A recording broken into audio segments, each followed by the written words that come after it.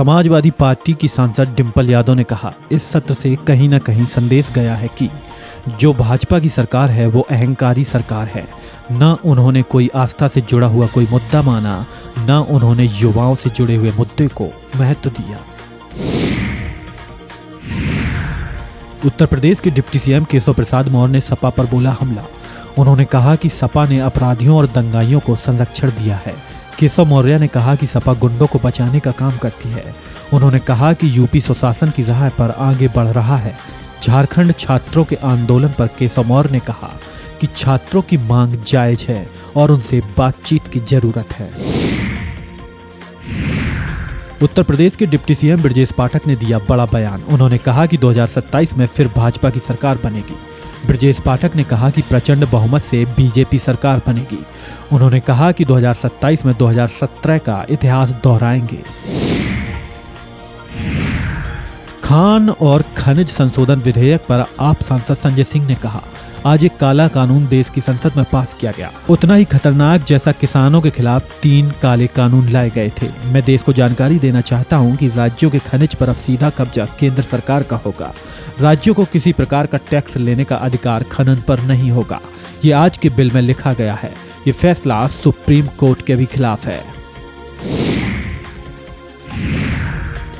Samajwadi party के सांसद राजीव राय ने कहा, सरकार की गुंडागर्दी और साजिश है। आखिरी दिन गृह मंत्री को याद आया कि उनको बयान देना है, ठीक वैसे ही जैसे 20 दिन छात्रों को भूख हड़ताल पर बैठकर लाठी चार्ज करवाकर उनको याद आया कि उनसे बात करनी है। ये उनकी सोच और नियति को बताता है। लोकसभा विपक्ष के नेता राहुल गांधी पर केंद्रीय मंत्री अनुप्रिया पटेल ने कहा, विपक्ष पूरी तरह से नकारात्मक दृष्टिकोण अपनाए हुए है। पूरा मानसून सत्र हंगामे और गतिरोध के भेंट चढ़ा दिया गया।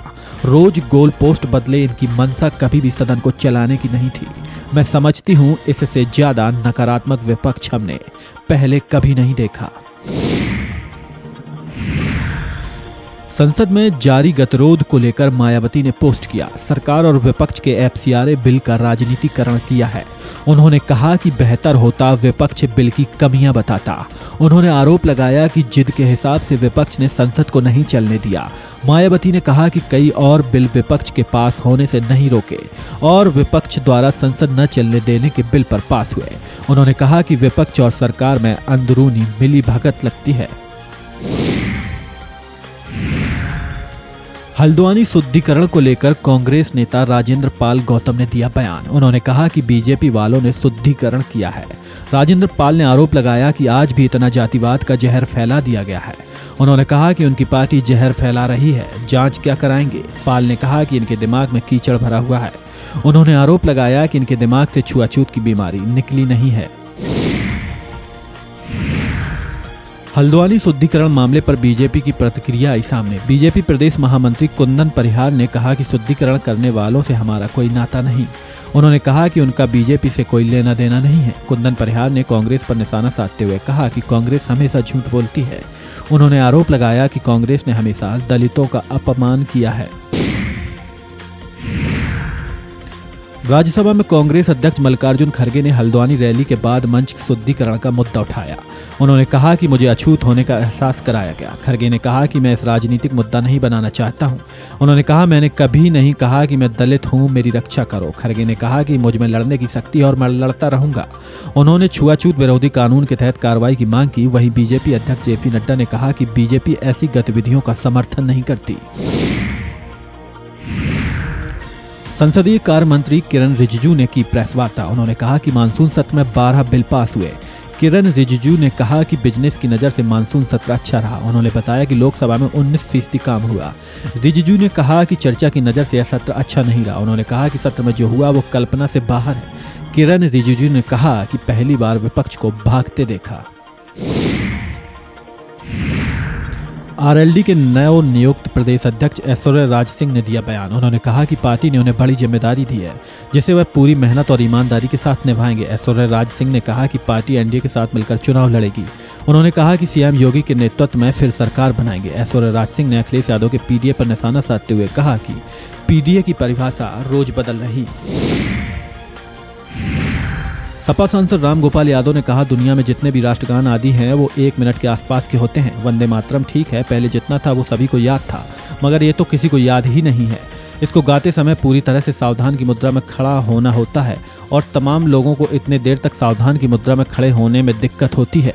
अब इन लोगों को करना यह चाहिए कि वंदे मातरम की कॉपी सभी को दें। कानून भी बना दिया है, मगर इतना खूबसूरत नहीं लगता जितना पहले लगता था।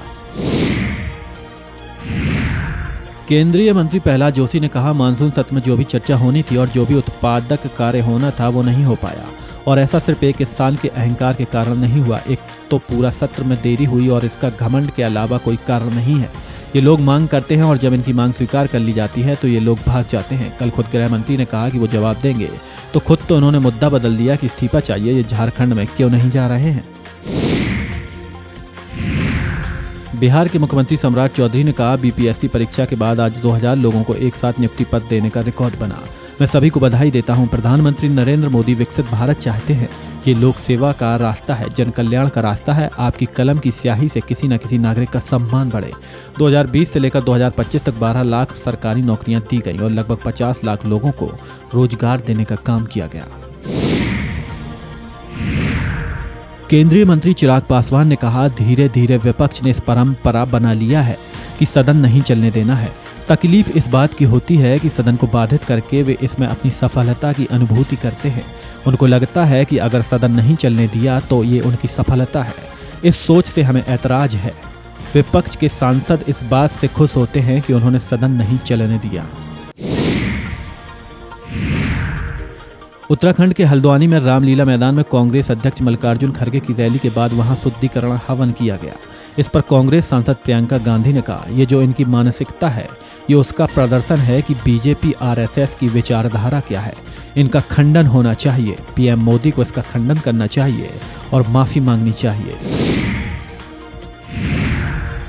निर्दलीय सांसद पप्पू यादव ने लोकसभा की कार्रवाई अनिश्चितकालीन के लिए स्थगित करने पर कहा, आप बड़ी बड़ी बातें करते रहे लेकिन आप छात्रों के मामलों पर बात नहीं किए, चंदा चोरी पर बात किए, न लोगों की आस्था के सवाल का सम्मान किया, न बच्चों के लाठी और गोली तो फेस किया।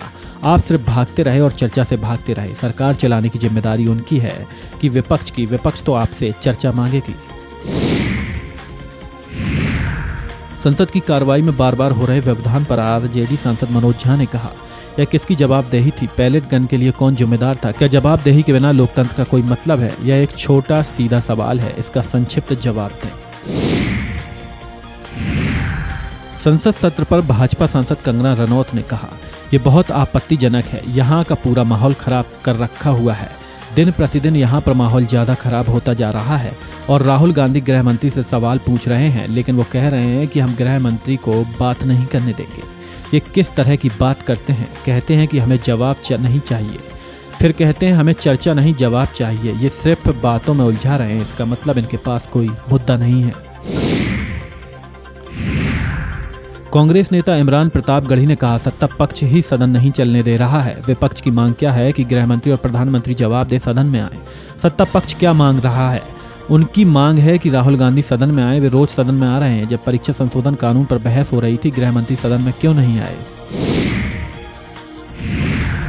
केंद्रीय मंत्री जेपी नड्डा ने कहा, तिरंगा यात्रा और तिरंगा अभियान भाजपा की तरफ से सारे देश में 9 अगस्त से लेकर 15 अगस्त तक हर जगह मनाने को लिए तय किया गया है। इसी तहत हर शहर में, हर गांव में तिरंगा यात्राएं निकाली जाएंगी और लोग अपने तिरंगा यात्रा के साथ देशभक्ति के साथ अपने आप को इसमें समावेश करेंगे। गृह मंत्री अमित शाह के जवाब पर कांग्रेस सांसद प्रमोद तिवारी ने कहा, उन्होंने यह भी कहा कि वे रोज आते हैं और अपने चैम्बर पर बैठता हूं। आज 19वां दिन सत्र का है और उनके कमरे से दोनों सदन की दूरी कम है, तो सदन में आए क्यों नहीं? आज उनको मालूम है सदन उठ जाएगा, तो इस तरह की पेशकश करने से क्या फायदा? मैं सिर्फ ये कहना चाहता हूँ कि छात्रों पर कील लगी लाठियां क्यों चलाई गई, पैलेट गन क्यों चलाया गया? इसका सीधा जवाब दें और चंदा चोरी पर भी चर्चा करें।